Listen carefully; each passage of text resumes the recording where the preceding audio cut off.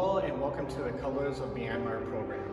This program is being presented by Milwaukee Public Library's Refugee and Immigrant Services Department. This program is designed to celebrate the people and culture from Myanmar. There will be cooking demonstrations, language, fashion, music, and so forth. It is a Facebook Live event, so the cameras and mics are turned off. But if you have any comments or questions, please include them in the chat box. The program was created and put together by Biak Ta Lon, who recently graduated from Reagan High School and will be the first Hakka Chin student at the Stanford University. So we hope you enjoy this program. If you have any questions, let us know. And here is Lon. Hello everyone, welcome to Colors of Myanmar. Thank you, Eric, for that little introduction. Just like he said before, my name is Biak Ta Lon, but I go by my last name, Hon or Halan. Today, I am very excited to showcase to you Colors of Myanmar, which I've been coordinating with just such amazing individuals for the past month or so. And now, I will head right into the program and give you a little context about Myanmar/Burma to kind of have a really good head start on this program. So let's get started. Just a little bit more background about myself. I immigrated here as a refugee in 2010. I arrived here in 2010. I lived for Malaysia for 2 years in hiding to wait for approval from the UN to immigrate here to the United States. So this year will mark my 11th year living in the United States, but more specifically living in Milwaukee, Wisconsin, because I've never really moved elsewhere. When choosing the program's name, I chose Colors of Myanmar, for there are so many ethnic groups that live in Myanmar. There are around more than 100 ethnic groups, and that's not even counting the tribes and the clans that kind of shape the identity of every single sub-ethnic group or every single tribe and so forth. So just to count the ethnic groups, there are more than 100 ethnic groups, so you can imagine how many different types of languages and kind of dialects that we have within the country. Therefore, I really would like to emphasize that in Myanmar, there's just so many colors, and including within the fashion, many colors as well. So it's just to highlight Colors of Myanmar is to highlight the fact that the beauty of the culture, the beauty of the people is just so diverse, and there's just such a huge variation in terms of the people and the culture that comes with the people in Myanmar. Alright, instead of me standing here just to teach you about Myanmar, we will do it in various fun ways. So we will do it through language learning, we will do it through music and fashion and so forth. So we'll get right into the actual program of seeing other individuals perform and teach us about Myanmar. I'd like to give my additional thank yous to 2 more people. First and foremost, to James Tungsi-Thung, who played the music for us for Lydia to sing. Next up is David Stanley. He has allowed us to use his video that he published and posted on his YouTube channel. I advise you check out the video yourself. Thank you to the 3 of you for using your talents for this event, and without further ado, here's their performance and the video.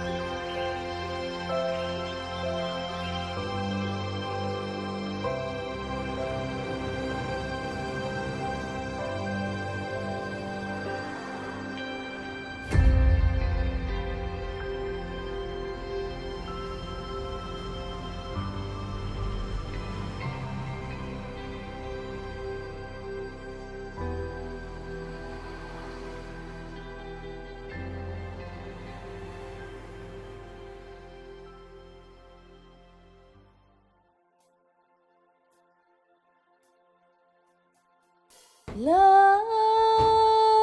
Ram, Lai Ram, Lai Ram Nadomo.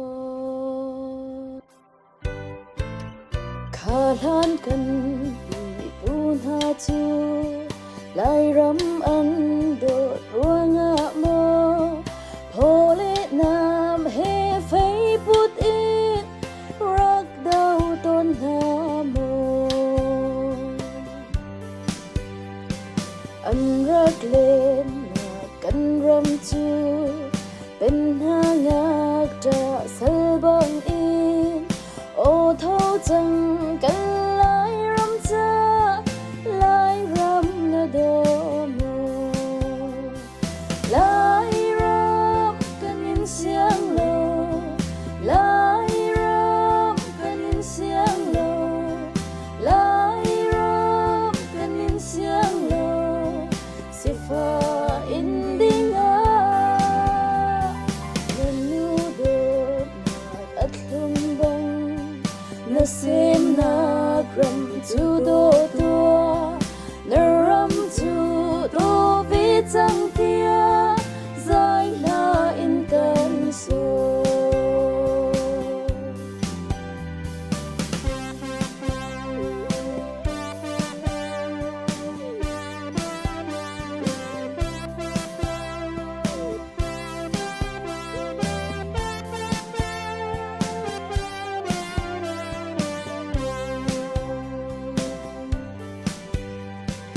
An rak len na kan ram chu, Pen hangak ta salbang in, O thâu chang kan Lai Ram cha, Lai Ram na do mo. Lai Ram kan in siang lo, Lai Ram kan in siang lo, Lai Ram kan in siang lo, Sifa in dinga, Nanu do at lumbang, Nasim na ram tu do tua, Naram tu do vitang tia, Zai na in kan so.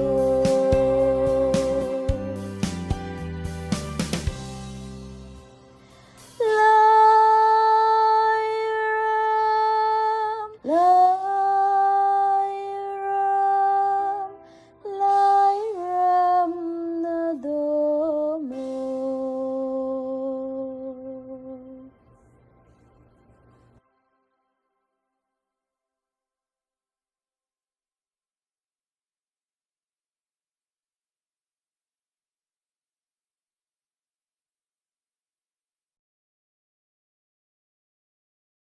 Next up, we'll be learning the basics of Burmese with Kenneth Wong. Kenneth Wong is a Burmese author, blogger, and language instructor.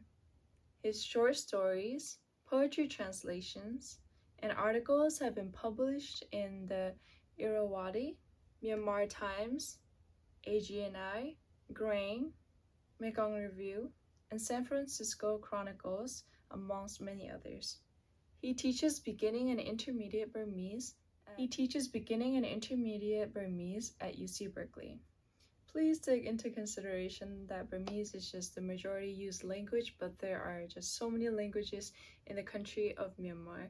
Even as myself, I say I speak Chin, but I have to specify that I speak Hakka Chin.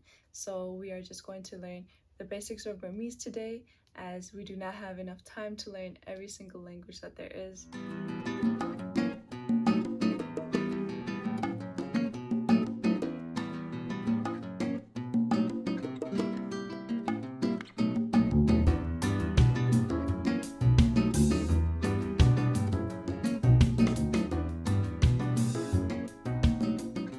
Hello, this is Kenneth Wong, a Burmese language instructor, author, blogger, and poetry translator. What you're looking at right now is the word hello in Burmese. It's read Mingalaba. Mingalaba. Something you'd hear when you walk into a Burmese restaurant or check into a hotel in Burma, also known as Myanmar. Burmese is one of roughly 100 languages spoken by different ethnic people who call the country home. It happens to be the language of the Burma people, the majority of the country. It's also the official language of the courts, the Burmese government, and the mainstream newspaper and media. Burmese is tonal. In a non-tonal language like English, a word like tall may be pronounced tall, tall, tall, without changing the meaning. In a tonal language like Burmese, sa, sa, sa are three different words. Sa, spoken with a short, abrupt cutoff, means to start something. Sa means language or literature, and sa, spoken as if you're hollering at somebody, means to eat, the verb to eat. The word jaung, with a high tone as if you are calling somebody out, means monastery or school. But the word jaung, spoken with a softer vowel with a trailing sound, means cat. So if you choose the wrong tone, instead of saying I came from school, you just might end up accidentally saying I came from a cat. In a language like Chinese, each character or symbol carries a meaning. Burmese, on the other hand, just like English, has a spelling system, but a radically different one. These 33 letters, known as bi, gives you consonant sounds or initial sounds. If I were to read them out, calling them out by their formal names, it will go like this. Gaji, kagwe, gange, gaji, nga. Salong, saling, zagwe, zamyenzwe, nya. Tatlenje, tawambe, dayengao, dayemo, naji. Dawambu tasendu da dwe da ouchai nange. Bazao pa oto batachai bago ma. Yapele yagao la wa. Tha ha laji a. These formal names also describe the nature of the letters. The name Kagwe, for example, means the curly ka because of its shape. The name Batachai means the top dented ba because that's the shape of the letter. The name Saling means the twisted sa because that's how the letter is written. Now these symbols, known as thra, gives you vowel sounds. These too have formal names that gives you clues to how they are written. This one is called waswe, or the dangling wa. This one is called longjiden sang ka, which literally means to put a big ball on top and add an eyelet to it. Putting together the bi and the thra gives you words. Putting together the ma bi, or the consonant letter, with the n vowel symbol gives you the word me, which is the first syllable in the word hello, mingalaba. Burmese is part of the Tibeto-Burman language family, a common origin of many other languages spoken around Southeast Asia, including Thailand, Nepal, Vietnam, and some parts of India. It's a language that is now taught in some universities in the U.S. I, for example, teach beginning and intermediate Burmese at UC Berkeley. University of Wisconsin-Madison offers a summer course that includes Burmese language training. If you read, write, or speak Burmese, then you can listen to Burmese songs, read Burmese cartoons and graphics novels, and make friends with those who speak the language online or in your local area. So the next time you meet somebody from Burma, surprise them by saying, Mingalaba, that's hello. Thank you very much for listening. Jesu temade, that's thank you in Burmese. Namatwime, that's catch you later in Burmese. Bye for now.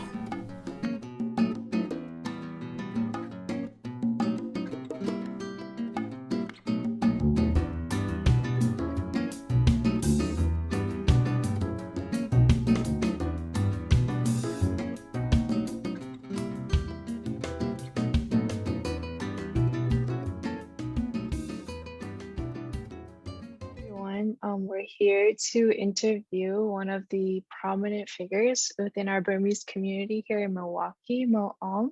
So I'd like to ask him to introduce himself a little bit with a little bit background for himself.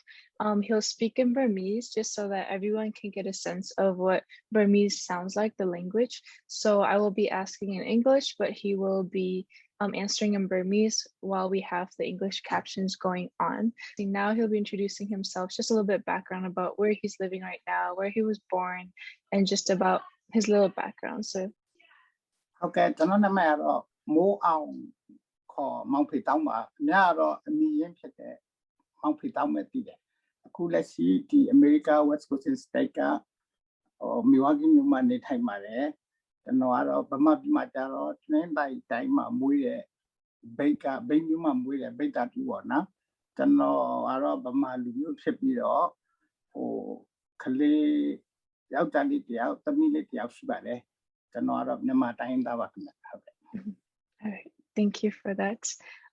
So can you teach us a little bit about the Burmar or Burmese ethnicity and its history? So the Burmar ethnicity and its history, maybe a little bit about the Burmese traditions. So whatever you'd like to teach us and our audience.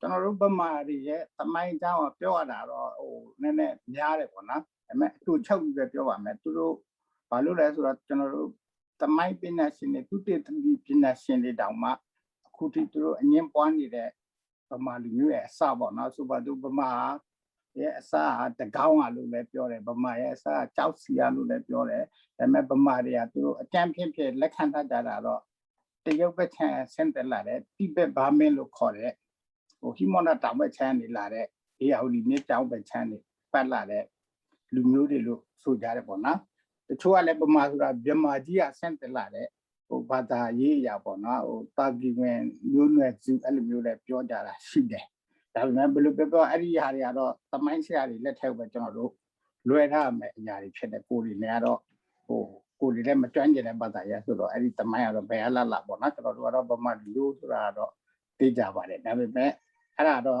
ဗမာလူမျိုးနဲ့ပတ်သက်တဲ့ဟာကိုပြောတာပေါ့နော်နောက်ပြီးတော့ဗမာတွေရဲ့တိုင်းရင်းသားဒလိထုံးစံတွေနဲ့ကျင်းပြောပြမယ်ဆိုလို့ရှိရင်ကျွန်တော်တို့ဗမာလူမျိုးတွေမှာတိသာသုံးနဲ့အများဆုံးလုပ်လို့ရှိတဲ့ဗမာတွေရဲ့မိဘတွေရဲ့လောက်ကြတဲ့ဘာသာရေးရပေါ့နော်ဗုဒ္ဓဘာသာဝင်ဖြစ်လာဖို့အတွက်ကလေးမိမိသားသမီးတွေကိုရှင်းပြပေးရတဲ့အရာရှိတယ်အဲ့ဒါတော့ကိုရင်ပေါ့နော်ကိုရင်ဝတ်ပေးတာဘုန်းကြီးကျောင်းမှာတက်9နှစ်အနေ15နှစ်အတွင်းမှာအရွယ်မရောက်ခင်မှာသူတို့ကိုသာသနာပေါက်နဲ့တက်သွင်းတယ်လို့ခေါ်တာပေါ့နော်ကျွန်တော်တို့တစ်ခုကတော့ကျွန်တော်တို့ဒီပြောမဲ့ကဘာလည်းတည်ပြီးတော့တော်တော်စိတ်ဝင်စားကြတယ်မြန်မာတွေရဲ့နှစ်တစ်ခုပေါ့နော်ဗမာတွေရဲ့နှစ်တစ်ခုကြတော့ကျွန်တော်တို့the jam ပွဲပေါ့နော်ရေလောင်းပွဲတော့ပေါ့အဲ့ဒါကြတော့တခြားတခြားနိုင်ငံတွေနဲ့မတူဘူးဥပမာဗီယက်နမ်တို့ထိုင်းတို့မှလည်းလုပ်တယ်နှစ်တစ်ခုပွဲတော့ဆိုတာဒါပေမဲ့သူတို့ထပ်ပို့ပြီးတော့ကြီးကြခန်းနာလောက်ကြတယ်ဗမာတွေကြတော့ဘာလို့လဲဆိုတော့ဒီနှစ်တစ်ခုကိုလောက်ကြလဲဆိုတော့နှစ်ဟောင်းမှရှိတဲ့အနစ်ကြီးတွေကိုကျွန်တော်တို့ကဒီနှစ်တစ်ခုမှာစေကြောပြီးတော့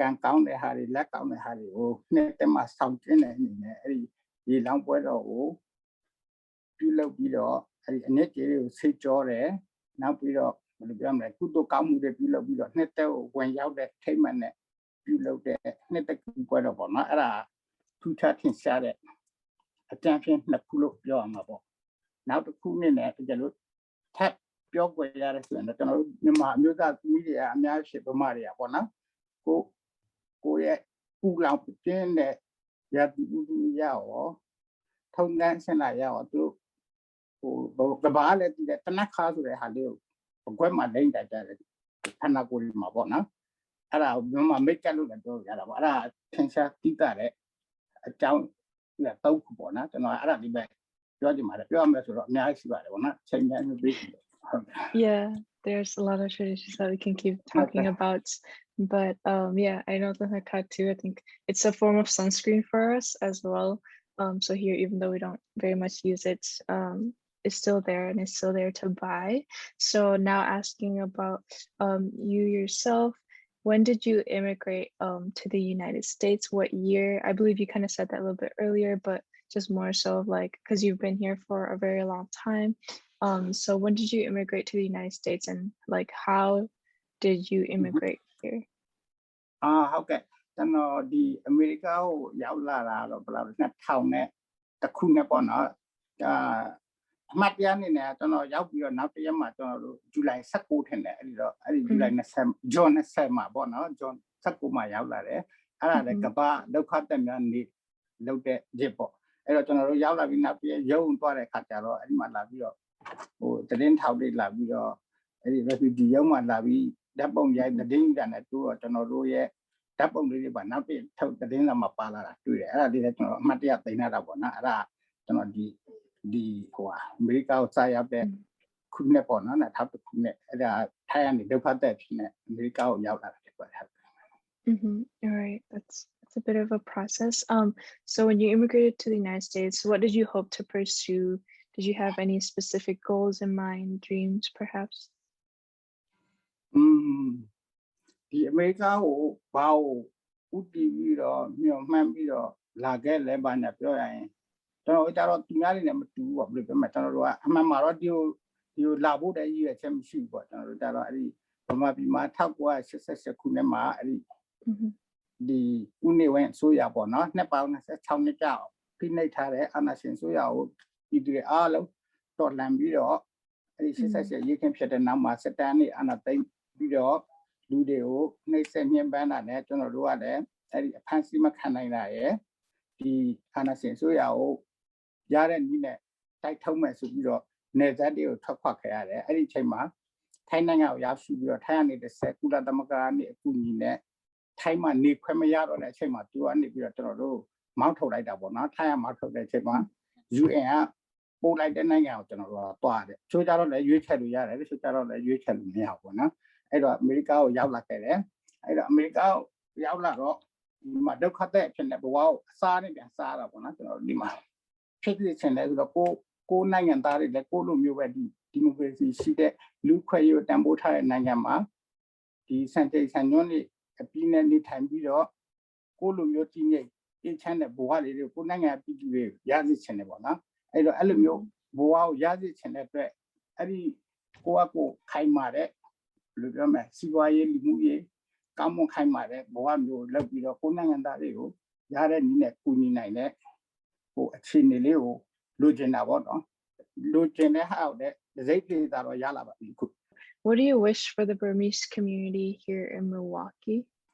အခုချိန်မှာတော့ဖြစ်စေချင်ဆုံးအရာတော့ကျွန်တော်တို့ခုဗမာပြည်မှာရင်ဆိုင်နေရတဲ့ဆက်အုပ်စုပေါ့နော်ဆက်အုပ်စုကိုတော်လှန်ဖို့ကျွန်တော်တို့တိုင်းပြည်မှာဆက်မှတ်တဲ့ဒီမိုကရေစီပြန်လည်ရရှိလာဖို့ရွေးကောက်ခံအစိုးရပြန်လည်အာဏာရရှိဖို့အတွက်လှုပ်ဆောင်နေတဲ့နေရာမှာကျွန်တော်တို့ပြည်တွင်းပြည်ပမှာရောက်နေတဲ့အားလုံးပြည်သူပြည်သားတွေအားလုံးကနေပြီးတော့ဒီအစိုးရကိုဒီဆက်အာဏာရှင်ကိုရင်ဆိုင်နေတဲ့တိုက်ပွဲဝင်နေတဲ့အဖွဲ့အစည်းတွေတူအောက်ပုဂ္ဂိုလ်တွေမှန်သမျှပုဂ္ဂိုလ်မှန်သမျှကိုထောက်ပံ့ပေးဖို့အတွက်စူးစူးစီးစီးနဲ့ကူညီထောက်ပံ့မဲ့အချိန်ဖြစ်ပါတယ်ဒီအချိန်ကလည်းအခုလည်းတကယ်လည်းလက်တွေ့မှလည်းသူတို့ကိုယ်တိုင်တခါမှမရဘူးတဲ့ညီညွတ်မှုတွေနဲ့ကျွန်တော်တို့တိုင်းသားအလုံးစုပေါင်းပြီးတော့အဲ့ဒီဟိုတော်လိုင်းရုပ်အထောက်အကူပြုတဲ့လှုပ်ရှားမှုတွေမြင်နေရတဲ့အတွက်ဝမ်းသာပါတယ်အဲ့ဒီအတွက်လည်းဆက်ပြီးတော့အဲ့လိုမျိုးအားလုံးကူညီထောက်ပံ့ကြဖို့မြစ်တိုင်လက်ခံလုပ်ပါတယ်ကျေးဇူးတင်ပါတယ် All right, thank you so much for your time and thank you for giving me the time to interview you.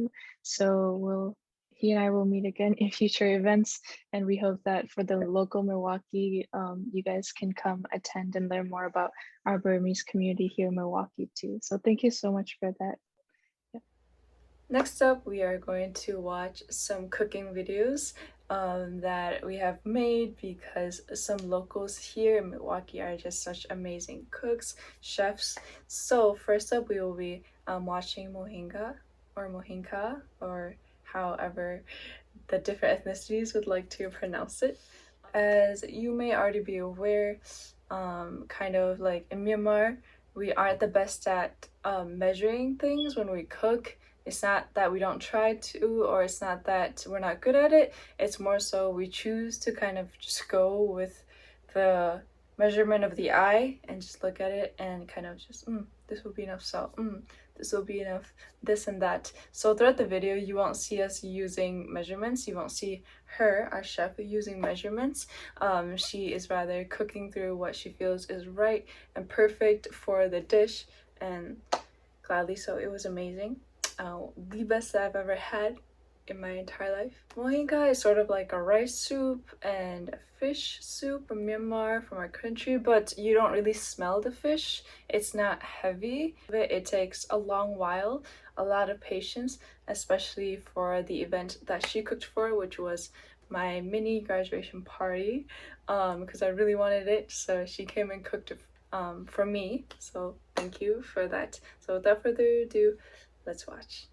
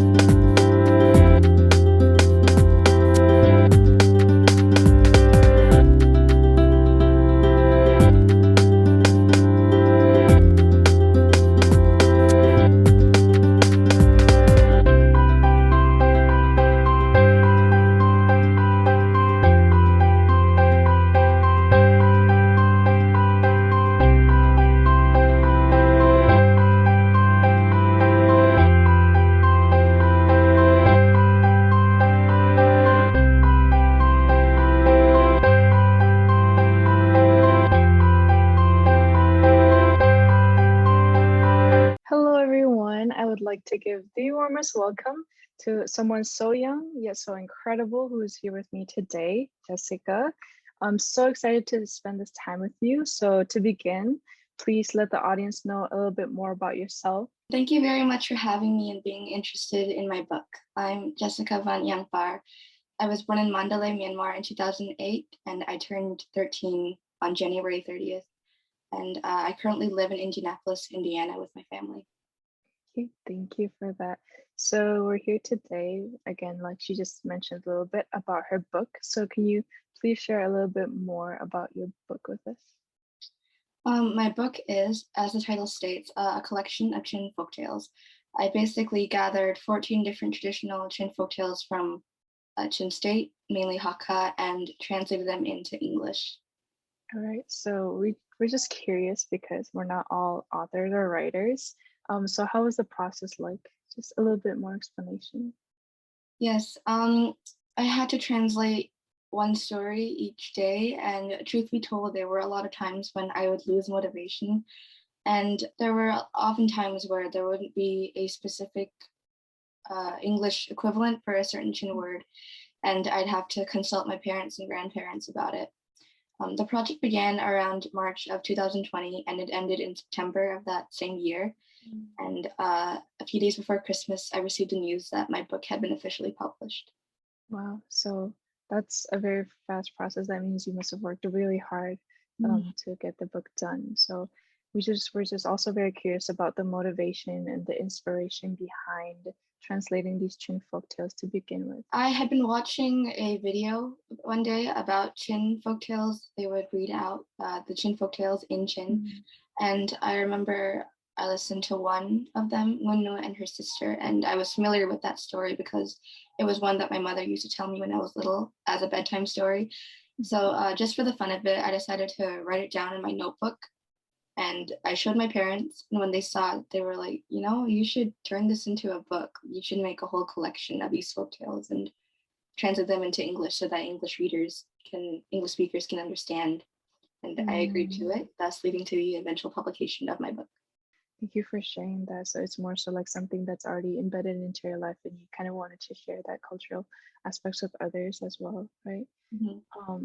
So the book has been written, the book has been translated. I mean, what do you wish for people to gain from reading these Chin folktales? I wish that people gain slightly more knowledge about the Chin people and their culture. The main reason I created the book was to give both non-Chin and the newer generations of Chin kids an idea of what Chin culture is like. And even if they don't learn something about the culture, at least some good morals or lessons that the story teach.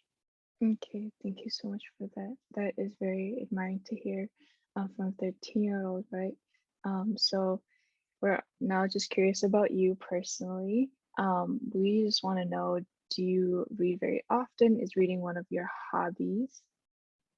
Yeah, I do enjoy reading a lot. I like going to bookstores and libraries because they're my happy places. Definitely. Is writing also one of your hobbies then, if reading? Yeah, I've always enjoyed writing since I was in the 3rd grade. I liked writing stories. Well, I'm really glad to hear that. If you do enjoy reading or writing, do you possibly plan to become an author of some sort in your near future? Definitely. In the future, I'd also like to be a doctor, although I'm not sure what kind yet. And I'd like to be a part-time author while being a doctor. Wow, that's fantastic. So we can't wait to hear what kind of doctor you'll want to end up being. So we really wish you the best of luck for that. Thank you. Yeah, so you're also very young yet so accomplished and very, very intelligent, right? Is there anything you would like to say to Chin kids or just any kid of any race about your book? I hope you enjoy reading it and learn something from it, whether it be about the Chin culture or just good morals in general. Do you have any last words to say to our audience about maybe Chin culture, about yourself, words of encouragement, or anything out into the world before we head on to hearing about your favorite folktale from your book? If you ever want to publish a book at a young age, you should go for it. Make sure to have plenty of motivation and always keep your goal in mind because it'll be worth it in the end. All right, thank you for that motivation. So now we're going to head on to hearing Jessica read her favorite folktale from her translated folktales of the many folktales that she translated. So we will have that screen up for you so that you can read along. I think my favorite tale is The Little Frog or Chin Utlakte. I think I like it because of the characters. If you read my book, then you may have noticed that a lot of the characters in the stories they're not what you'd picture as a hero or a protagonist, because usually they're all very good people. And I feel like a lot of the characters in the stories are rather flawed. Take the young man from Heaven's Cult, for example. He threatened the one-eyed creatures to help him defeat the dragon. He threatened the cult to help him defeat the dragon, and then he threatened the king to let him have his daughter. So I like Utlakte because of how faithful Utlakte and his wife, the princess, are to each other, and how in the end there's a happy ending without any threats or anybody dying. So Okay, so you like happy endings? yeah. Yeah. All right, so we're going to head on to hearing Jessica read her favorite folktale. So without ado, we'll get that started. So this is my book. There are 14 different tales in it, and my favorite is the first one, The Little Frog, Utlakte. There once was a widow who had a son. Her son wasn't like the rest of the humans. In fact, he wasn't a human at all. He was a little frog. The widow named him Utlakte, which means little frog. He was overall a polite, nice little frog who didn't get into mischief. Although he was just a little frog, Utlakte was very intelligent. The widow and her son lived together for many peaceful years in a tiny cottage. Now, in their area lived a wealthy king. The king had 5 stunning daughters who all attracted many men from across the world. However, the king was very protective of them and didn't permit them to be married to any man who he thought would cause them sorrow. One day, Utlakte went up to his mother and spontaneously asked if she could go to the king's palace and ask for one of his daughters' hand in marriage. The old widow refused and called him crazy to think that the king would ever agree. Of course not. Why would you ever ask me that? If I were to do as you wish, we'd become the laughingstock of the village. The king would be furious, and he'd think that we disrespect him, she explained. However, Utlakte nagged her every day until she finally gave in. Reluctantly, the old widow traveled to the palace, for she loved her son so much. She entered the palace and eventually was given the consent to meet with the king. All right, explain what you have to ask of me, the king said. Anxiously, the old widow explained everything to the king. Your Majesty, my son has been very much infatuated and in love with your daughters. He asked me every single day to come to you and ask for one of your daughters' hand in marriage. The old widow shivered timidly as the king's formerly calm expression converted to a disgruntled one. After she finished, the king asked the old widow what her son's name was. She told him that Utlakte was her son's name. The king was infuriated. How dare little frog even think of asking for one of my daughters, he thought to himself. He was ready to shout at the old widow when he realized that it wouldn't be good for his reputation if he punished a person because of a mere marriage proposal. So he decided to make Utlakte do the impossible in order to punish him. Well, if your son really loves my daughter that much, he must make every single pavement and road surrounding my palace shine strikingly by polishing it by tonight, the king ordered. The widow was about to call the deal off and simply go home, ready to break the news to Utlakte when the king continued. If he doesn't do this, I will have both of you executed for disrespecting me. There was no way out of it. The old widow ran back home, sobbing the entire way. Utlakte, oh Utlakte, you've really done it now. We will both die tomorrow. I kept on telling you that it wasn't possible, but you kept on nagging, and now we're going to die, the widow wept in despair. Utlakte, not understanding what his mother meant, questioned her. What do you mean? What did the king say? He demanded. The old widow didn't want to tell him at first, but she eventually let it out. The king is going to kill us if you do not polish all the pavements and roads around his house so that they shine by tonight. If you somehow miraculously manage to complete this, the king will give you one of his daughters. That night, Utlakte woke his old mother up and said, Come, mother, we have to head to the palace so we can carry out the king's order. The old widow shook her head. No, you can never do it. Just let us die, she said grievously. So Utlakte went by himself. The old widow, anxious to see whatever might happen to her son, eventually followed. When the king woke up early the next morning, he looked out of his window, expecting to see the same old pavement and streets surrounding his palace. However, when he looked closer, he saw that they were all thoroughly polished to the point where they all shone and glimmered. The king was astonished, as were his subjects. He called to his 5 daughters and announced that one of them would have to marry Utlakte. Me? Marry a frog? You must be teasing, father, the oldest one replied in a discourteous tone. Disgusting. Why would I marry a frog? Exclaimed the second one, obviously repulsed. I'm sorry, father, I don't want to. I'd rather die than marry a frog, said the third daughter. Never. I don't care if you die, father. I refuse to marry that creature, the fourth daughter exclaimed in a livid tone. The king was heartbroken. If you don't agree to marry him, they have the right to kill me, he pleaded with his daughters. He turned to his youngest daughter and dropped to his knees, frantically pleading, asking her to marry Utlakte. The youngest daughter was the kindest. She couldn't bear to see her father so upset. For you, father, I will marry the little frog. I could not endure if you were to be killed because of me, she said. The king embraced his daughter and thanked her gratefully. So she took off from the palace in search of Utlakte's house. On her way, she picked up a handful of worms and other crawly, unsettling little insects, thinking Utlakte would like to eat them. Eventually, she found the house and entered. Utlakte had been inside an earthen jar at the moment. He hopped out of the jar and the princess handed him all the insects she had collected. Utlakte found all of it rather kind and the food was delectable. After consuming it, Utlakte and the princess were married. Although the princess wasn't fond of Utlakte at first, the couple soon became close, and not long after, the princess fell in love. Every day, Utlakte's mother and the princess went out to the fields to work. Each time, the princess would pick up the foods that Utlakte liked, worms and other small bugs. The princess always fed them to him. One day, the princess went out to the field by herself.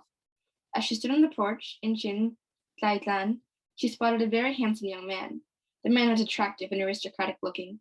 He was wearing fine robes, specifically of that of a prince's garments. I wish that the young man would come over here to chat with me, she whispered to herself. Almost as if the young man had heard her wish, he strolled over to her. Excuse me, miss, but aren't you a princess? He asked graciously. The princess nodded. Then how come you're not in a palace with all your beautiful riches and silks? Why are you here, busily working in the fields like a peasant? The princess explained everything to him. You see, I am the wife of a little frog named Utlakte. The young man held his hand out to her. Come with me, princess. You can marry me and leave this wretched life. We can run away together and your Utlakte will not be able to find us, he offered. To this princess stood up, visibly furious with him. How dare you suggest such a thing? Never. Go away and leave us alone, she rejected him with a fiery tone. The princess was quite scandalized and outraged. Obediently, the young man went away. After a while, the princess returned home, making sure to bring her collection of food for Utlakte. Like always, Utlakte was inside his little earthen jar when she arrived. The princess fed him the food, and once more Utlakte was content. On another occasion, both the princess and her mother-in-law went out into the field to do some work again. Near evening, Utlakte hopped out of his little earthen jar and went outside. When he did, he slipped and accidentally fell inside a ditch that people used as a toilet. He couldn't get out, and it was so dirty and sickening inside. The princess and the old widow returned home near nightfall, but when they checked inside the little earthen jar, Utlakte wasn't there. They searched around until finally the princess heard his desperate cries from the ditch. She darted to it, and although it was tremendously revolting, she took a lengthy stick and fished Utlakte out. The princess bathed him and fed him the bugs she had collected in the fields. Months passed by, and the family began to run out of food to eat. I will journey to my home and ask my father to provide us with food, the princess volunteered. During her trip, Utlakte had transformed into a handsome young man and turned their house into a magnificent, enchanting palace-like estate. The princess returned with her entire family and her father's soldiers. They had helped her carry the foods. When they reached the little town where she had lived with Utlakte, she looked around for their house but couldn't find it. The princess was greatly distressed until her mother-in-law called to her and her family, inviting them inside the glorious house. Before doing anything else, the princess darted towards Utlakte's earthen jar. She was planning to surprise him with the worms and other bugs she had collected during her journey. Stealthily, she peeked inside of the jar, but nothing was inside. Perplexed, she asked the widow where Utlakte was. Oh, he's outside talking with your father, dear, she answered. The princess sprinted outside and gasped when she saw Utlakte. He was the handsome prince-like young man she had met in the fields months before. She was very thrilled and praised God. God has blessed me because I have obeyed my father, she exclaimed. The older sisters, who had refused to marry Utlakte in the beginning, were very envious of her. They dressed themselves in pretty clothes and made sure to put on dazzling makeup in hopes that Utlakte would notice and fall in love with them. However, to their disappointment, he didn't even glance at them. the princess was all he loved. Soon, the princess gave birth to a son for Utakte, and they became the cheeriest, most wealthy and loving family in their village and all the neighboring lands. The end. Thank you so much, Jessica. I was reading along. Thank you for that. Thank you so much for coming and reading one of your favorite folktales from your own translated folktales for us. So we really wish you the best of things, and we really wish you a very prosperous life as you keep going with your future. So please keep us updated, and please translate more, please write more, and share your wisdom with us. And we wish you the best of luck. And again, thank you for coming.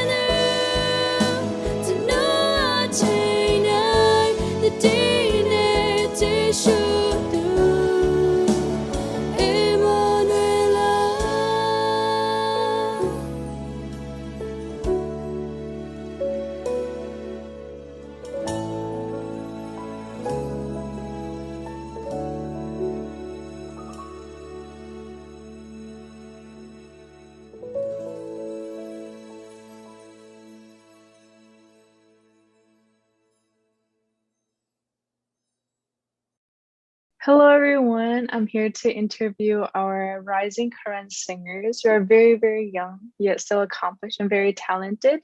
So I'd like to welcome Teeter and Rebecca. Would you please, both of you, introduce yourselves? My name is Teeter, and I'm 12 years old and I currently live in Minnesota, St. Paul. My name is Rebecca and I'm 13 years old and so do I. Okay, so both of them are from Minnesota. Thank you to the both of you. So for the both of you, first and foremost, can you please tell me a little bit background of yourselves? Are you both sisters, blood sisters? We've already answered where you are right now. So were you born here? Were you born elsewhere? How old are the both of you? Everybody would love to know because they'd be shocked by how talented you are, yet how young you are. Me and Rebecca, we're like friends. We're not really related or anything. I was born in a refugee camp in Milwaukee. Me, I was born in Thailand.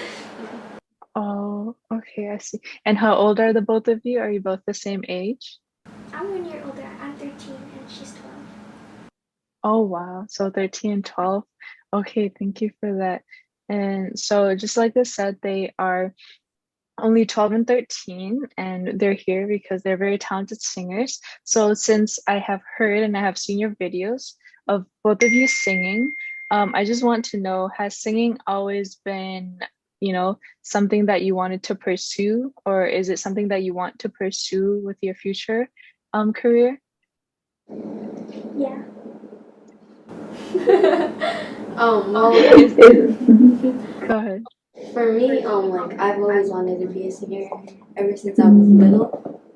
What about you? Yeah, ever since I was little, I just knew I had a passion for singing. I just started. Oh, okay. So both of you have always wanted to be singers.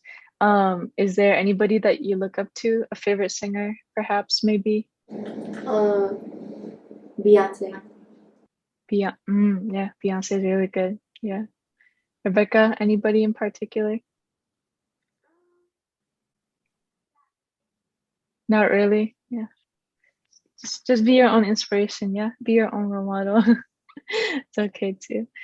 So I just want to know, I know Teeter said she's always wanted to be a singer. So I'm not sure if that's the same for Rebecca. I just want to know, when did both of you start singing? When did singing become like a really big passion? Was there anything that happened where you're like, okay, I really want to be a singer now, like professionally? Did you have that moment at all? Yeah, when I was in like first grade, right? There was like this concert, and then anyone could audition. So I decided to audition, and then I was like, I was 7 years old, and then I sang "Twinkle Twinkle Little Stars," and I got in. Uh-huh. So that was the first time like you sang out in public? Yeah. Mm-hmm. Okay. Oh, and me, when I was younger, like when I was really young, on YouTube, I would see like people singing on talent shows and stuff, and I would like always sing. Like my dad, he had bought me like a little guitar, and I would like play it, just like sing. Mm-hmm. Do you know how to play guitar a little bit then? No, Not yet. Do you want to learn? yeah. Yeah, I'm really glad to hear that both of you really want to pursue music. I am very interested in it. I just don't think I'm as talented as the both of you to go that far. So I really wish both of you the best of luck. We just want to get to know you. Just a little bit about both of you. Are there any other hobbies that you have besides singing? I play volleyball. You really like volleyball? I'm also I play the flute, and I'm learning piano and guitar. Acoustic guitar? Yeah. Maybe just a little bit more questions about both of you are Korean ethnicity, right? And from what I've heard, it's both of you weren't born here in America, and both of you identify as Korean. So not a lot of people are aware of Korean ethnicity. Usually if they see Korean, they read it like Karen, right? Or if they think about it, it's like, wait, who are the Korean people? They don't even know about Myanmar, right? So what do you hope to accomplish as Korean singers? Well, I want people like to know more about like the Korean history and I want like people to know what Korean people are. Well, I want like Korean people are like very like how do you say it? Unknown. Yeah, they're unknown. Like not many people in the world know about Korean people. So I want them to be like really out there because Korean people they're how do you say it? I don't know how to explain it, but Korean people they're very good people. Like I want like with everything going on right now, I want them to just know that they should keep going. So just take away like the current ethnicity just for a second. So just as singers, what do you wish people would gain from seeing your performances? I want them to like feel happy and like I want to make people proud. After we sing, I just want them like to feel like they could do anything if they just try. I'm really glad that both of you will be working towards it. So are there any last messages or words of encouragement that you would like to say to the Karen youth, or maybe just people who want to pursue the same pathway as you that you're working right now? I just want to tell them to like keep going for your dream. Cause like if you just believe in it, it will happen. And it's like if you keep on going, you'll reach it. Definitely. I want to say, don't give up. Keep chasing your dreams. Like you'll get it. You know.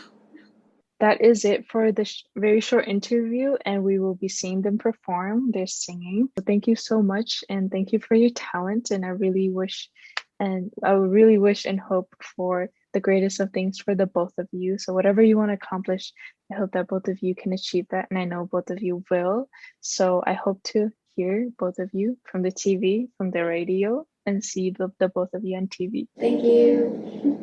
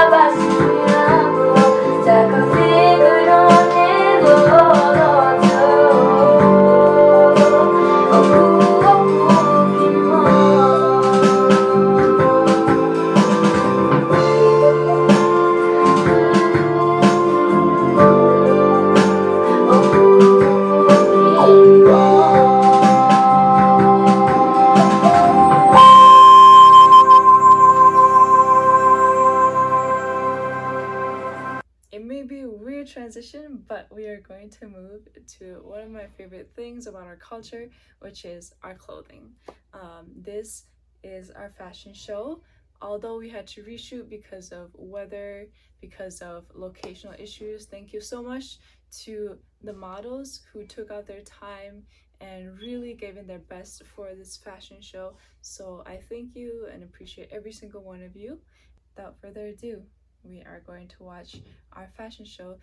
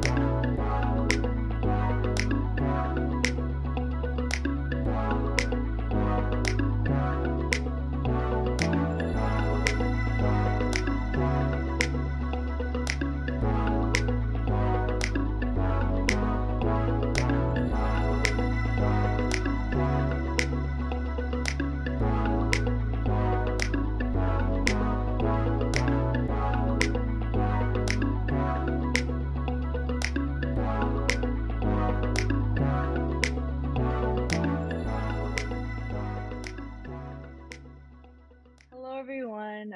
I'm here with Soso Yi to interview him about his Korean Biliteracy Award. So he's going to give his little introduction. Hello guys, my name is Soso Yi and I just graduated from Southern Vision High School and I'll be attending a community college in the fall. Thank you. So we're just going to head right into the questions.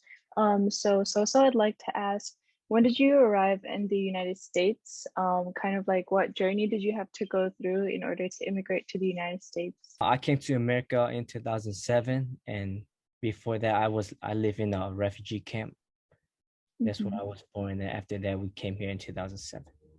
2007. So you've been here since 2007 then? Yes. So obviously we're interviewing him about his current Literacy Award, but we're just curious, are you like fluent in any more languages other than just maybe English and Korean? Well, I know there's like a different part of Korean called folk Korean, but I'm not like Oh, okay. I'm not I understand it, but I don't completely speak the like whole language because their accent, Okay. like the tone is like completely different. Oh, okay, I see. Did you like start speaking Korean right when you were born? Yes, that's the first language. Okay. Can you tell us a little bit more about what the MPS Literacy in Korean is? Like what kind of program is it, and what kind of process did you have to go through in order to obtain it? So the MPSC of Literacy is not only Korean, it's also included other languages too, like French, Spanish, and other languages. So the by earning a seal of Literacy, it means that you're able to speak, read, and write in 2 or more languages. So obtaining this, you will graduate with a certificate that say you could read, write, and speak in 2 languages. To get this certificate, I have to make a presentation about my Korean culture, and then I have to present it to a Korean official, like someone who speak and understand Korean. And then they graded me, and then after that, the literacy teacher will go over and see if I pass or not.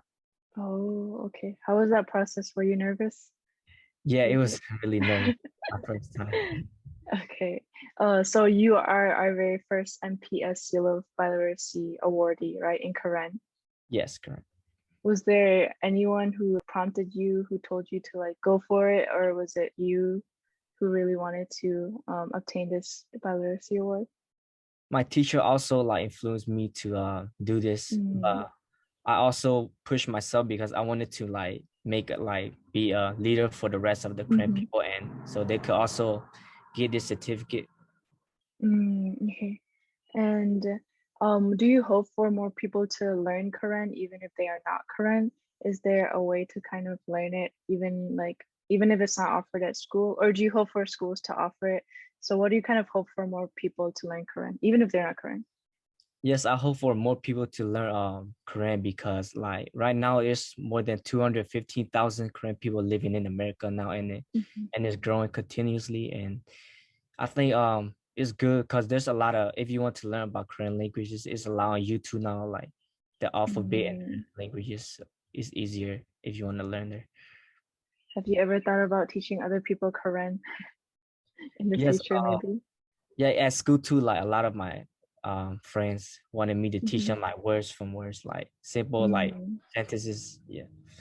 Okay, that's good. Well, along with that, do you have any Korean words that are your favorite or phrases? It doesn't have to be just one, it could be 2, 3. Would you like to share them? My favorite Korean word would be "lo." It means loyalty, because that's our Loyalty. that's our main Korean words. Like we the Korean people, that's their main words like loyalty. Loyalty. Yeah. Okay. In regard to just you wanting to be a leader for your Korean community, what do you hope for other Korean youth in Milwaukee to kind of pursue, or anywhere in the world? What do you wish for your Korean youth community?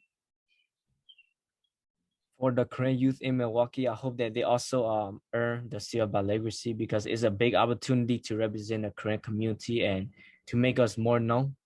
That's why I think it's very important for them to earn this as well. Thank you for that. Is there any last word that you would like to say to? I also noticed that you have something that's representative as your Zoom background for today. Can you please explain a little bit more about what it possibly means or what it is? Yes, so the Korean flag behind me, the meaning to it is that the drum mean unity, and the 3 color, the red is bravery, and the white is purity, and the blue mean honesty. Okay, so those are like the core values of the Korean people then? Yes. Yeah. Okay, thank you so much for sharing. So this is just an open floor of any last words you'd like to say to the Korean community, to the community of Milwaukee, to anybody who's watching out there. What I would like to say in the end is that to the people who like come from backgrounds like me, it is important to not forget about your native language and where you come from, because that is the main thing that make who you are. And I would like to thank the Milwaukee Public Library for giving me this opportunity. Thank you so much, Soso. Yeah, you're welcome.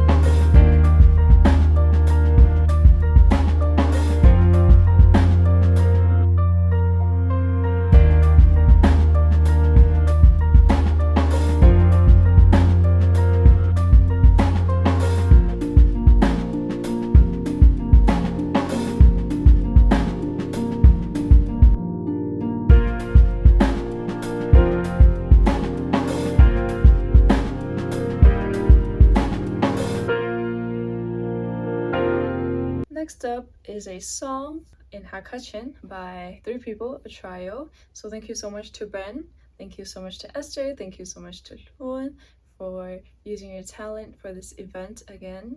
Additional thank you and appreciation to the artist for allowing us to use his original instrumental for this music. My name is Freddie Byakjin Sang. I have spent the majority of my life as a refugee living in Malaysia with neither of my parents present in my life. Even with the adversities that came with being a refugee, those who fulfilled my life with comfort and gave it meaning were fellow refugees of my own Chin people. No matter the great ordeals of life, they embed the sincere values of Christianity within their lives and culture. The love they have for their own people is written in their hearts. Because of this cultural lifestyle, it has taught me the love of God and the love for our own Chin people despite growing up as an orphan. Because we are diverse in so many aspects, I composed this song with the thought of the younger generations of our Chin youth to be reminded of who we are, for that to forever be embedded in our hearts, to the extent of passing down this Chin culture with future generations to come. Furthermore, I want our Chin people to always remember how blessed we are.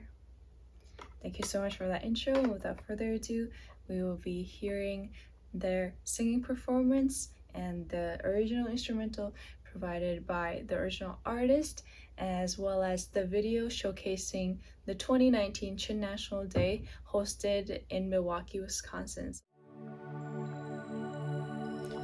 Shindil delin kan ram do te miram dang he ta chun ok tha lo e zum fidi le zert lian tha tang ka bang kan in bi zun to ne hay en chin lo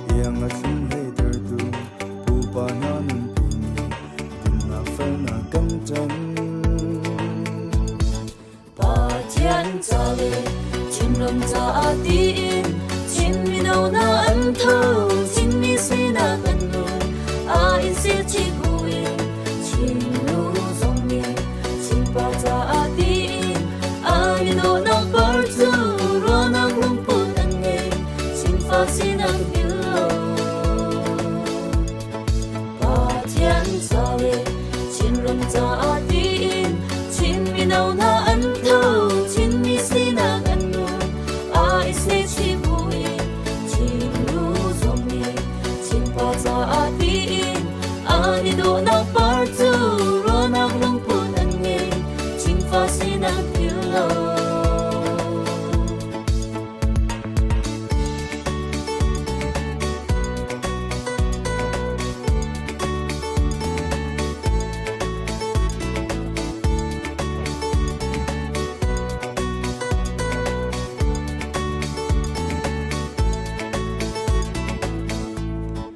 Shindil dal in ummi kan ram do de miram dang he ta chun ok tha lo e Kang chok le le san shi ni ang thua mi chin mi kan mi para na chuang kun ne na chuang e bất thiên bất sung hoa vun chuan ki chil thi vun shan chan kim chung jing e tham chat pe kan dai lo e chung jing kan boy ni e kil len se lo na do na ni na mi lung a dam ter le yang ni mang boy sun par na klang ter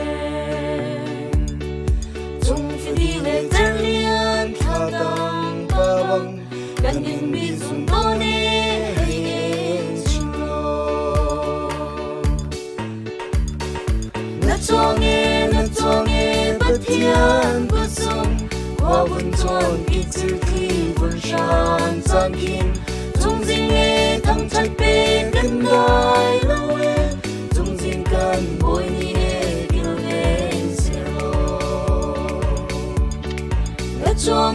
na chong e bất thiên bất sung hoa vun chuan ki chil thi vun shan chan kim chung jing e tham chat pe kan dai lo e chung jing kan boy ni e kil len se lo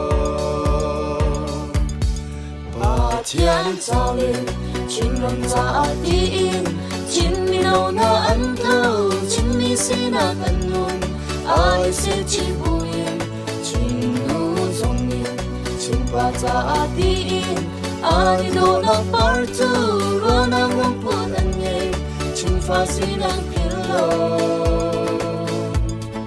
ba thiên cha lên chin ram cha ti in chin mi no na an thâu chin mi si na kan nun ai se chi bu in chin nu zong in chin pa cha ti in ai do na par tu ro na ngom pun an ye chin fa si na pil lo Hello, everyone. We're here with Chris Nine, a Burmese filmmaker currently based in New York. Before we watch his short film, we'll spend some time getting to know him and his vision with the film industry as it regards to Myanmar. So without further ado, please give us a little background of yourself, please, Chris. Hi, thanks for having me. My name is Chris Nine, and currently based in New York, but I was born in Burma, raised there, and in Australia, and then in US. So I have that kind of like multicultural kid. So my story is mostly based about immigrants, and that's the work that I do, and that's the film that I make, which you will be seeing in a short time. So you've kind of already described what you mainly do or what you focus on with your career, but can you please describe a little bit more about the finer details of your work, what your work is? Regard to the film, Sayar is about this is basically a film about peace, inner peace. So the story is about a refugee finding his place in America. So he immigrates from a Thai border to get here from military rule or military violence. But even here, he encountered the same violence or same kind of like threats, and for him to be able to carry on with his life, he has to learn to survive, and it's to find a place that where he belongs. So even though it's not about home, but it's about making a home wherever you are. Now moving on to just you yourself, was being a filmmaker always your passion? No, it wasn't. I always wanted to be first a soccer player, but that didn't work out. So, and two was a musician, and that didn't work out either. rightfully so. I was not that talented enough. But when I I went to St. John's University for first 2 years and study elective cinema studies there, and that's when I found out that I actually enjoy um, um, talking about films and making about films, and I had no like previous like experience. I had never even held a camera before. Then I applied to NYU film school, and then I was surprised that I got in, but yeah, I made it in, and that's how it started. Thank you for sharing that with us. So was there any inspiration that kind of led you to become a filmmaker, or was it just sort of a discovery? Since I was young, like I said, I always wanted to be a musician, but I always have this, I don't know what you call these people, like synesthetic people or something. Synesthetic, like, so whenever I see like, whenever I hear sounds, I always see images in my head, or like certain images that I would make, shapes or whatever. So I have that, naturally I have that. So, but I didn't know how to use it until I got to US and go to school. So it has always been there, but I didn't realize it until I found a way to realize that I'm a filmmaker.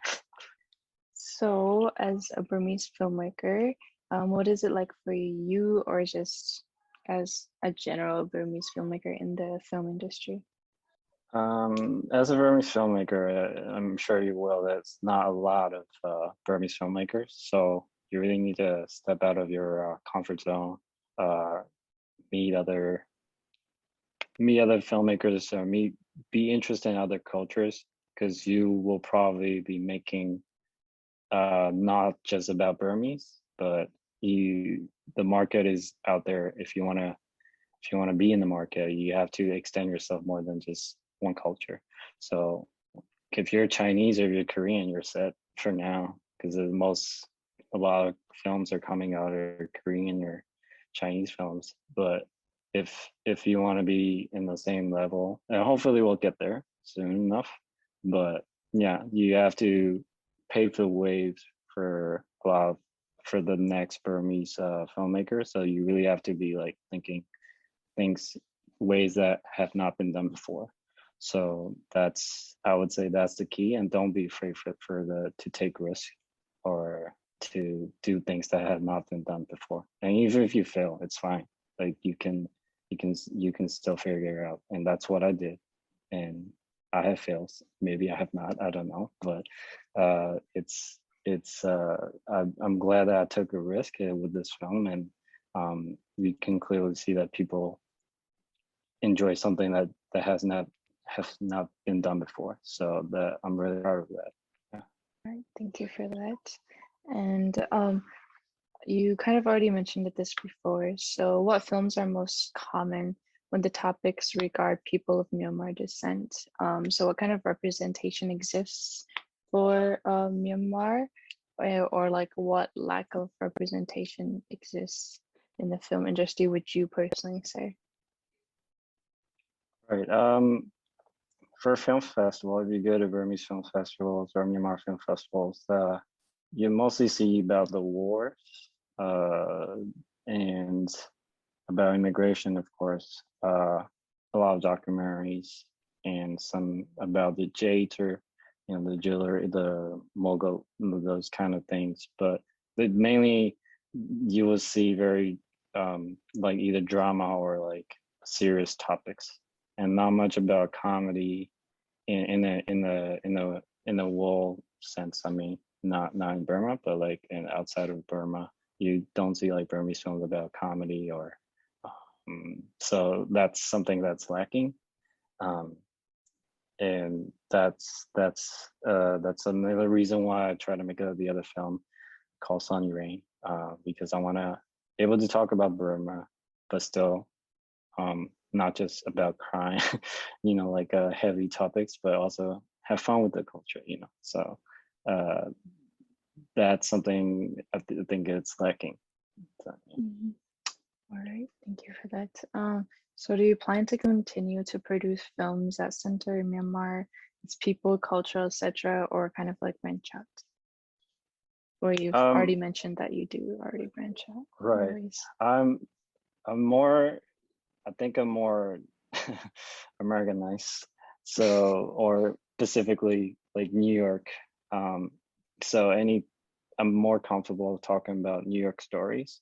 So anything that either has to be Burmese or any immigrants about New York immigrant stories, that's my I guess that's my niche, and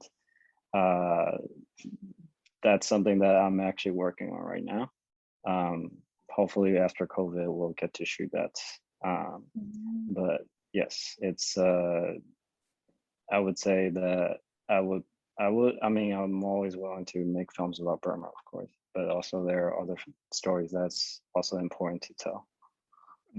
Okay, all right. So we're very excited to watch your future films, whether it be about Myanmar or not. Just kind of an opinion about what you enjoy about your career and your job. So what are the goods of being a filmmaker? What do you enjoy most about it? I think the most rewarding, I would say, I'm not sure about making money, but rewarding, I would say, is something that's in your head that you value so much, and you want to share that with the people outside. And then once you actually get to create it with the people that you love, or people that you respect, or people that you look up to, and actually in the same space working towards this goal and release this product or film, and many people enjoy it, that's like something in your head comes to a very physical thing that people can see it or hear it. That's something that you can't describe that feeling. So that's yeah, I would say that's a highlights of making a film. If it's like monetary commercial, that's another thing, but the main reason for me is just to have that thrill. Right, thank you so much for sharing your time and space here with me. Next, we will be watching his film, as he kind of introduced briefly, and it's his short film that we'll be watching called Zayar. Thank you right? very much. That is correct.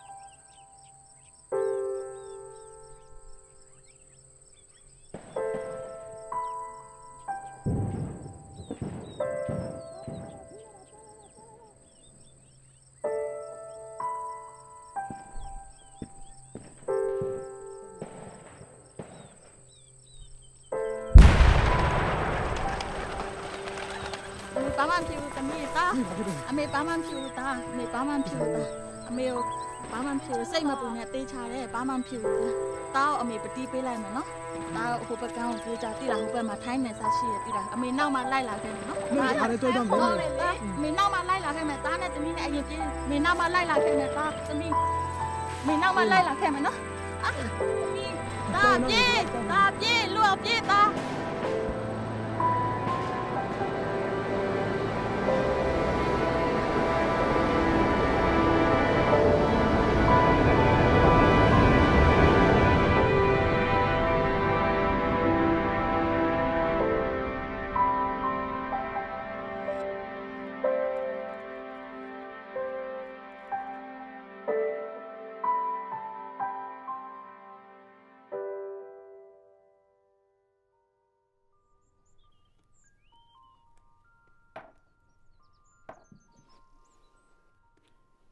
ဟင်းအမေနဲ့တဲဆုံမလားငါသမချက်နဲ့ဟင်းနေပြီလားတင်မဖေ။စားကောင်းမပုံမဲ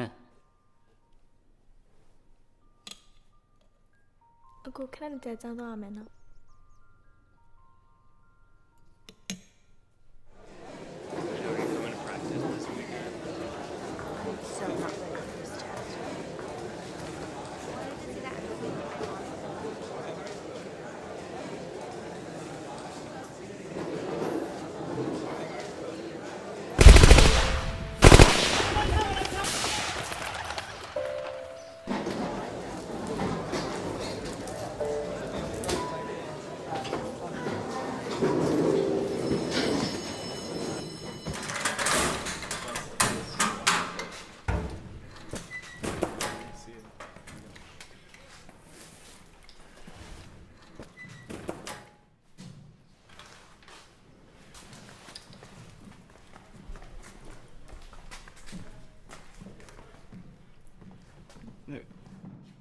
Wait, you're the new kid, right? Yes. What's up, man? I'm Brad. Oh. Hey, I'm totally just kidding. It's all good.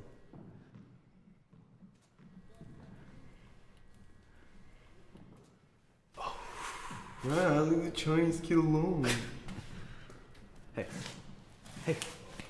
Hey, do you speak English? Dumbass. Chinese kid, man.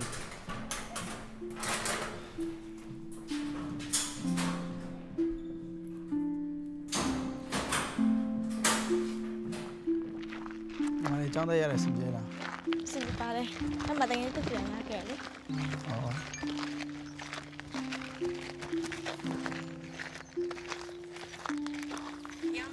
Có mà đi.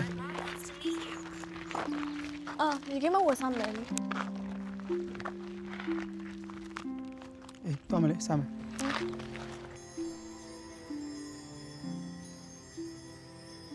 Tuna tumali chong toa la sin pi la. တင်မဖေရနောက်လာကြရင်ကျမမိဘဆန်စီဝေးရှိတယ် ဒါကမှလေးကြီးကြီးထူလိုက်ပါဦးကုလို့ရအောင်နော်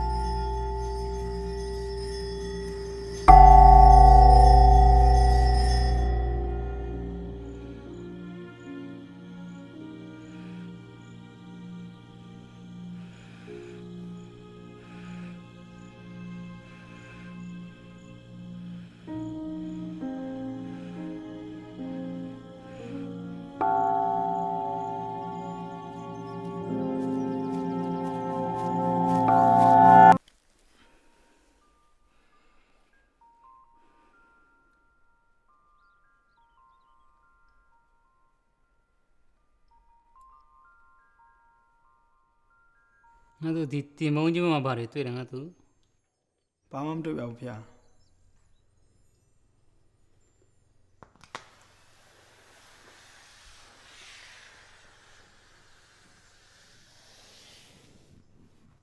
အခုလည်းပါတယ်တွေ့တယ်ငါတို့ အဖြူအောင်ဇက်ဝိုင်းပုံပါဖေ အမဲပုံကအဖြူထင်းသလိုလောကမှာအဆိုးနဲ့အကောင်းအဖြူနဲ့အမဲဒွန်တွဲနေသလိုဒီလိုပဲငါတို့ဘဘုံဥပမာပြမယ်မြေပြူကအစင်းနဲ့အနောက်အမြဲစီးတယ်မလားချိုးပြန်တော့လည်းအစင်းနဲ့အနောက်အမြဲစီးနေရဲ့ပါလောကမှာအကောင်းနဲ့အဆိုးဒီလိုပဲအမြဲတမ်းစီးနေမှာဆိုတာငါတို့ကိုဘဘုံပြောပြတာပါ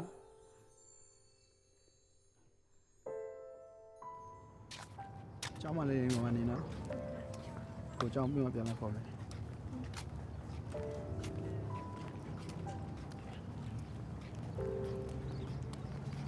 အဲ့ဒါတော့မယ်နော် ဟေးတတာ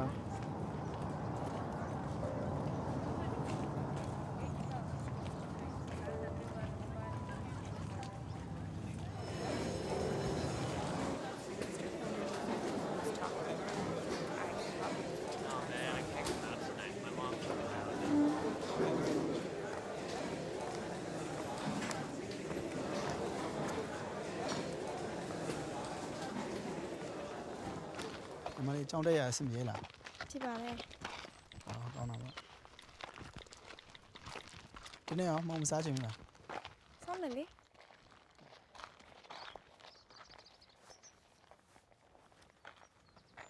ဘာဖြစ်တာ ပတ်စံကျောင်းမှာမေ့ကြံခဲ့ရခြင်းနဲ့ တစ်ချက်ချက်ကြည့်အောင်လေ မပါဘူး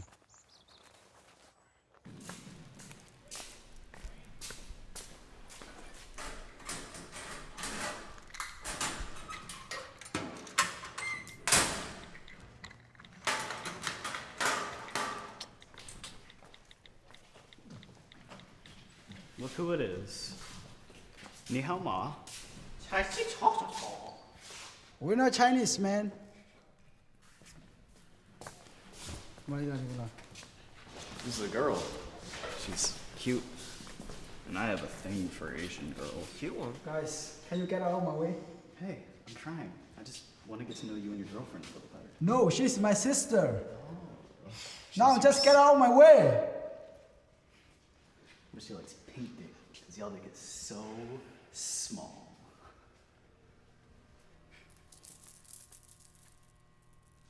What's this? Give it back. Come and get it. Brad, give me back. Give it back. ထားတော့မရှိဘူး Give it back. Come and get it. ညယူနေတော့ထားလိုက်တော့လေ You dumbass Chinese, you think you can push me like stupid?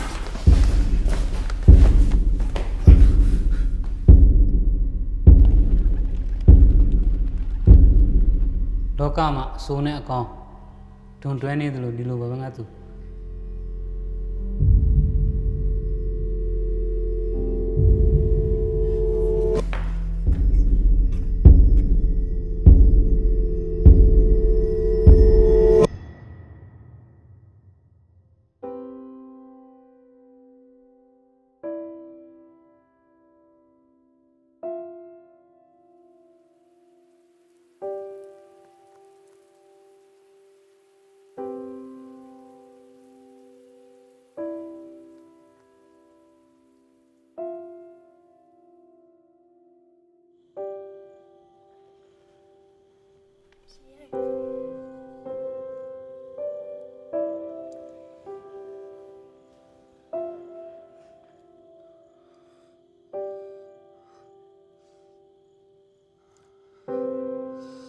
စိတ်ဆောလိုက်ပါငါသူစိတ်ဆောလိုက်စိတ်ဆောလိုက်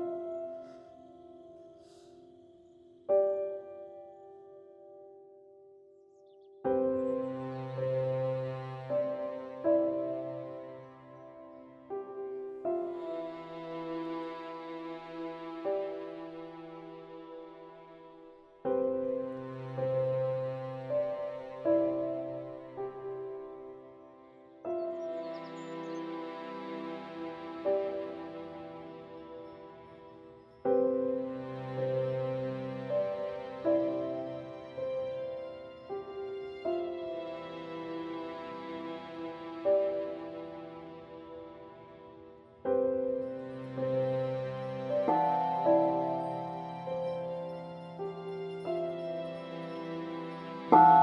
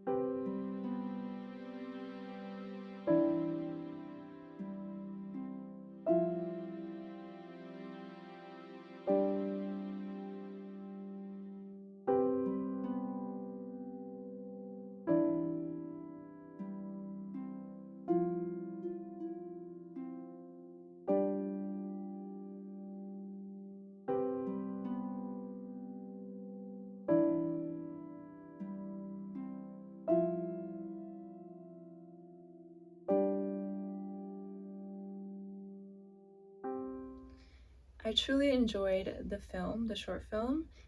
Just like to put it out there that Myanmar is noted as the country who has the largest population of immigrants or refugees coming into the United States. Now, focusing on Milwaukee alone, Milwaukee also has a very high population of people of Myanmar descent. Milwaukee, let alone, has the highest population of the Rohingya people, along with a lot of Karen, Karenni, and also a lot of the Chin communities. Thank you so much today for attending this event. I would also like to emphasize that you can also mourn and celebrate and have all these emotions going on at once, which is also something that I've been struggling to accept ever since the happenings of the military coup. It is also not the first time that the military coup has been oppressing the people of Myanmar. It is definitely not the first time. And so please, please, please, please educate yourself on what's been happening. Please, I just ask for your kindness and empathy for our people, and just spread this knowledge that you have with others. Thank you so much for attending this event. I'd also like to promote one more event, which is the fashion show by Linden Sculpture Garden, the home of Linden Sculpture Garden. And very lastly, thank you so much to the Milwaukee Public Library. Thank you so much specifically to Eric and Fawn. Thank you so much for providing this space and opportunity for people and our local community to learn more about Myanmar. If you have any further questions for me, please contact me at my email. And that is it. Thank you so much to the Milwaukee Public Library. Thank you so much to all our viewers for staying for this long, even though it may have ran a little bit over time. Thank you so much, and I hope you attend future events that are hosted. And that is our program for today. We hope you enjoyed the Colors of Myanmar. And if you have any questions or comments, please let us know. And I want to give a big thank you to Alon for putting this program together and all the hard and amazing work she did. Thank you very much.